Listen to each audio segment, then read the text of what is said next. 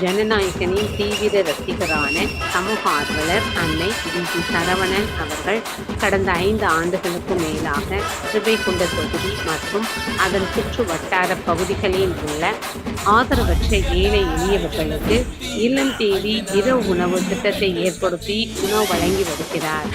இந்நிலையில் தமிழக வெற்றிக் கழகத்தின் ஐம்பெரும் கொள்கை தலைவர்களுள் ஒருவரான சமூக ஆர்வலர் அஞ்சலையம்மாளை கொள்கை தலைவராக அறிவித்ததன் ஏற்பால் தமிழக வெற்றிக் கழகத்துடன் இணைந்து தமிழக வெற்றிக் கழக தலைவர் தளபதி திரு விஜய் அவர்களின் ஆசியுடன் கழக பொதுச் செயலாளர் அண்ணன் புஷியன் ஆனந்த் அவர்களின் வழிகாட்டுதலின்படியும் மதிய உணவு மற்றும் இரவு உணவு திட்டத்தை ஏற்படுத்தி உணவு வழங்கி வருகிறார்.